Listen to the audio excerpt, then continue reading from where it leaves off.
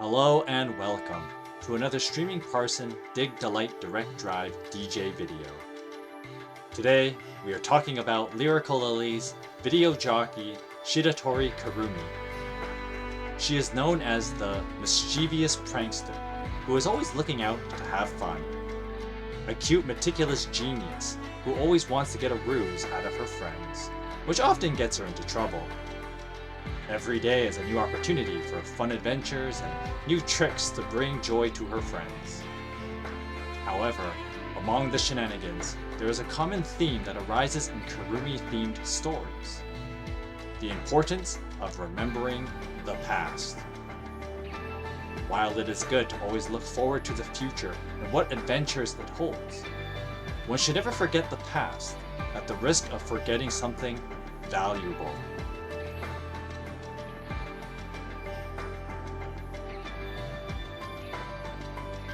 Kurumi's role in the D4DJ narrative is a relatively simple one on the surface. She is there to cause mischief with her pranks, making for some silly fun.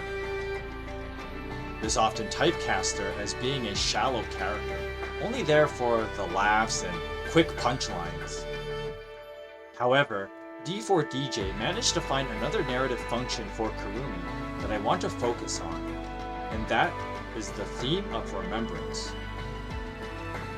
I will analyze 3 Kurumi-centric stories to make my case in how the narrative theme of Remembrance adds depth to her and makes her so much more than the shallow typecast she is known for. The first story we will look at is the My Dear Friend relation story. It begins with the Lyrical Lily girls performing a live for their former elementary school at the behest of Haruna's sister. While visiting the school's library, they learn that a certain encyclopedia that Haruna always wanted to read has been missing for years. It is revealed that Kurumi hid the book in her first year and made a scavenger hunt out of it. As Lyrical Lily finds clues throughout the hunt, Kurumi questions herself on her motive for hiding the book, as well as the nature of the scavenger hunt, as she remembers the prank being successful. It is revealed that she hid it in the school's chapel, inside of the Our Lady of Fatima, no less. When the encyclopedia is found, there is a note inside of it asking to be friends. Kurumi remembers that she hid the book so that Haruna would find it along with the note within. The turn of the story is that they became friends after Haruna helped Kurumi to the school infirmary after hurting herself. Since they have been friends for years, they left the memory of their meeting in the past, as their friendship now is what matters. An important aspect of Kurumi's character is that her prankster nature stems from wanting to have people find joy in surprises the way she does. Although not everyone enjoys pranks the way she does, especially Haruna, Kurumi uses her surprises as ways to catch people's attention and shows others how endearing she can be. To be fair, in My Dear Friend, Kurumi was like 5 or 6 years old, and kids are not the best at being direct with their feelings, so it makes sense that Kurumi would do something so roundabout to ask Haruna to be her friend. Lyrical Lily is epic. An epic. As in the story genre where the audience is thrown immediately into the action. Unlike Happy Around, who have to all be introduced to each other in first mix, Lyrical Lily's members have known each other for years prior to the unit's founding.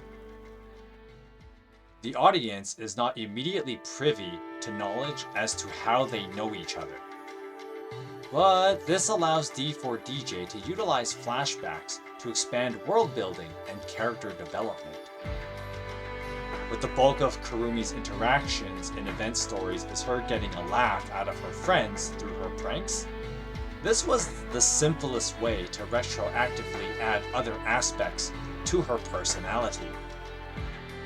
My Dear Friend gives the audience an origin story for Kurumi and Haruna's friendship, as well as answer a question that may have existed since the first Lyrical Lily story. How the heck does Haruna put up with Kurumi's pranking nature?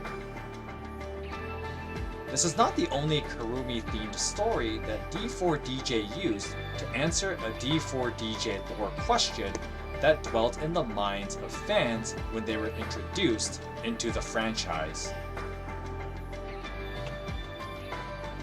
確かこれが私とくるみさんが仲良くなったきっかけの出来事だったはずですわ。でもそれってこの手紙を見て話しかけてくれたってことじゃ。怪我をした人を見かけたら助けるのは当然ですわ。じゃあこの手紙は関係ないってこと？はい、関係ありません。私きっと春菜ちゃんがこの手紙を見てお友達になりに来てくれたんだって思ったんだ。だからいたずらも成功したって思って、それでそのままずっと忘れちゃって。Another question that existed in D4DJ's narrative is, why does Photon Maiden's Noah act obsessively towards people who are cute? Bushiroad waited 2 years before giving the audience an answer to that question. The Cute Girl and the Scary Me begins with Noah visiting Kurumi, which the story informs the audience is a common occurrence, as it is pre-established lore that they have been friends for years. Kurumi decides to try hypnotism on her, as teenage girls tend to do, but something goes horribly wrong. Noah's psyche is altered to view anything that is considered cute to be scary in her mind. Which is not good news for her since D4DJ exists in a cute girl anime world. Noah's fear of literally everything around her debilitates her to the point that Photon Maiden is concerned that it will cripple their professional work. Kurumi teams up with them to find a way to return Noah to normal. They devise a plan to get into Noah's room and learn from her cute report the first thing that she ever thought was cute. It is revealed that Kurumi herself caused Noah to become the way she is because the latter thought the former was the cutest thing she ever saw. The Cute Girl and the Scary Me ends with Noah returning to her usual cuteness obsessive self and reaffirming Kurumi and Noah's bond, as well as reminding old people losing their sight like me that Kurumi is just that darn cute. Just like in My Dear Friend, the audience is given an origin story to show how, despite Kurumi's mischievous nature, she is able to develop close friendships with people who are normally very serious people. More importantly, by having Haruna and Noah needing to remember how they befriend Kurumi brings into question how good Kurumi's memory actually is. 常連のおじいさんが知らない女の子を連れてきた。すごく可愛い子だった。私はあんな可愛い子にはなれない。でも、それでいい。だって、見ているだけで幸せな気持ちになれるから。この女の子ってもしかして、くるみのこと？そうみたい。それまで可愛い子になりたいと思っていたけど、この日を境に可愛いもの好きになっていったみたい。世界には可愛いが溢れている。この世界に可愛いがある限り、私は生きていける。可愛いを世界に広めたいか。え？ノア、いつも言ってたよ。それが自分の夢だって。私の夢？そう、その夢に向かってまっすぐ一生懸命で、時々思いが溢れすぎちゃうノアちゃんが、私は大好きだよ。そうだ、それが私だ。可愛いものが大好きで、可愛いに囲まれていたい。私は誰？可可愛いみんなが大好きな私はノア、そうだ、私は福島ノアだ。ノアちゃん、どうしたの？大丈夫？ありがとう、くるみちゃん。私も可愛いくるみちゃんのことが大好きよ。ノアちゃん、元に戻ったの？くるみちゃん、可愛い可愛い大好き。ノアちゃん、苦しいよ。ノアさんが戻ってよかった。My dear friend shows that Kurumi misremembers how past events played out because her desired outcome still occurred, so the details of the past were not important. While Kurumi's relationship with Haruna is still strong in the present, if the past is forgotten, then Kurumi runs the risk of losing what binds them. The cute girl and the scary me highlights the surface of attraction Noah had for Kurumi. Despite that Noah was drawn to Kurumi's cute appearance, there was more to Kurumi's personality that made Noah stick around to being her friend, allowing them to grow close together to the point that they view each other as family. This begs the question, what is it about Kurumi that makes her attractive and prevents her inner prankster from pushing others away?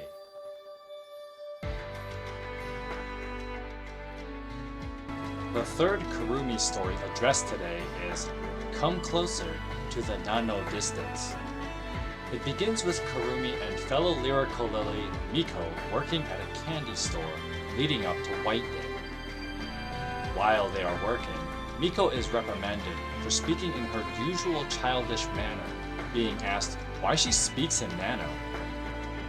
Kurumi realizes that despite knowing Miko the longest out of all of her friends, she doesn't actually know why Miko speaks this way. When Kurumi asks Miko why she speaks the way she does, a flashback is given where Miko first encounters reprimand for her speech, as well as the first meeting of Miko and Kurumi. The next day, Kurumi asks Miko about her change of speech, which causes the latter to act distant. After observing Miko's changed behavior, Kurumi speaks to Miyu and Haruna, and they begin the discourse of why Miko speaks in Nano. None of them can figure it out, and Haruna even states that if anyone was going to know, it would be Kurumi. But Kurumi cannot remember.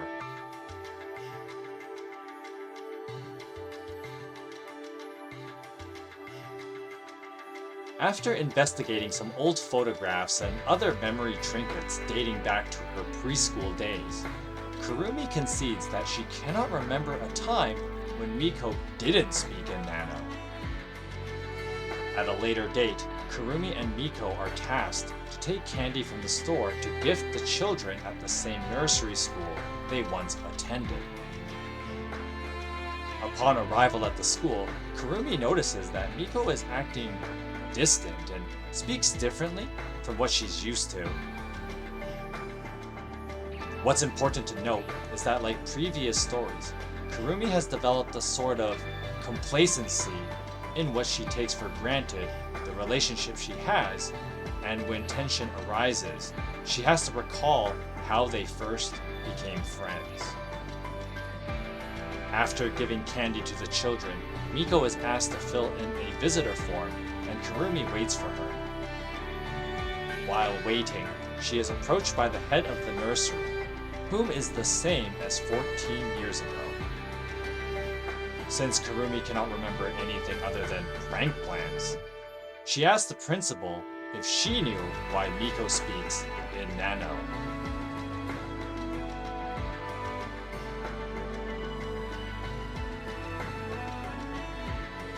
The principal explains that Miko's teachers tried to correct her speech, but Miko developed the courage to tell her teachers that she didn't have to change.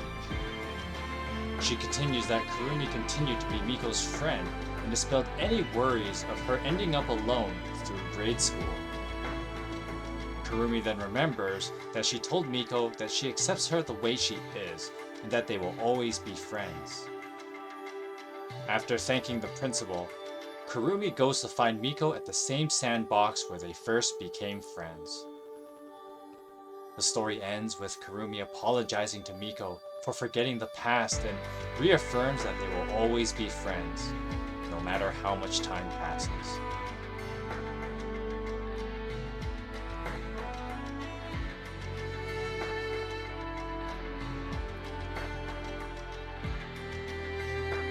What do all three of these Kurumi stories have in common?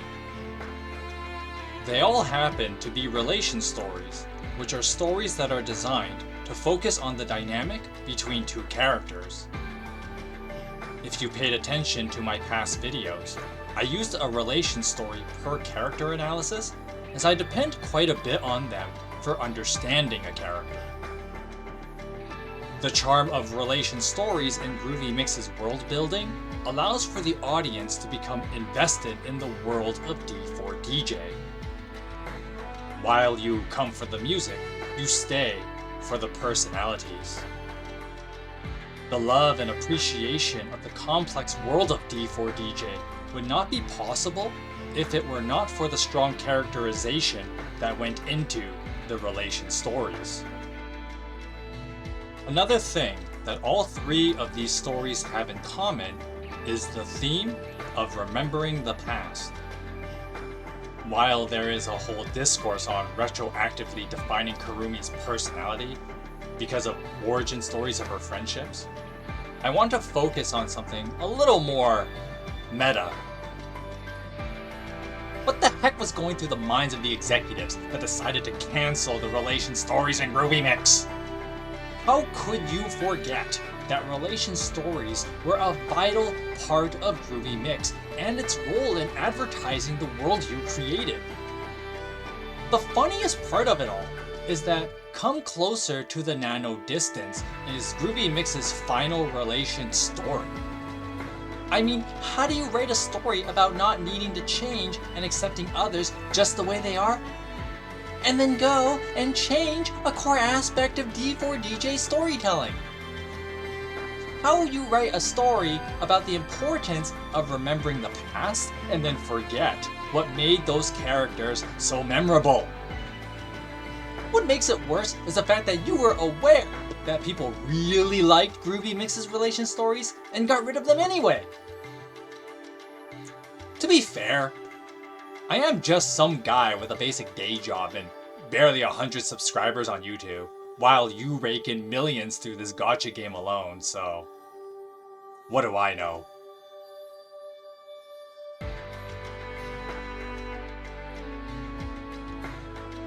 You know, I just really needed to get that off my chest, because I really liked Groovy Mix's relation stories, and I am sad to see them go. They were a favorite for me as they gave some of my favorite character moments in all of Groovy Mix. Kurumi is a prime example, as all of her relation stories play on the theme of remembrance as an interesting vehicle to expand her character dynamics with others. The theme of remembrance also contrasts the normally carefree prankster with introspection that allows for compelling drama, which is a big part of Kurumi's charm. A charm that the higher-ups at D4DJ risk losing if they forget what made Groovy Mix appealing. Although I am sad that relation stories are discontinued, I hope they look back upon these stories and, like how she remembered how her relationships were important, Bushiroad will remember their relationship to the audience they enraptured. 本当はすごく不安だったの。そうだったんだ。ごめんね、ミーコちゃん。ミーコもちゃんとお話しすればよかったの。変わらないでっていうあの頃の気持ち、変わってないよ。ミーコもくるみちゃんとずっとこのまま。はい、これどうぞなの。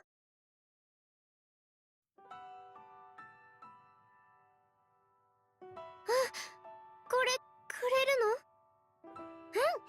うん、ありがとうの気持ちなの。ありがとう。なんで私は謝りに来たのに。いいのいいの、今日はホワイトデーだからなの。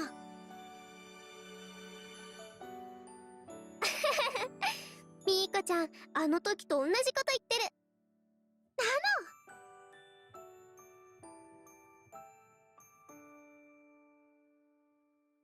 懐かしい。変わらないね、このキャンディー。ずっと。とっても甘くて美味しいの。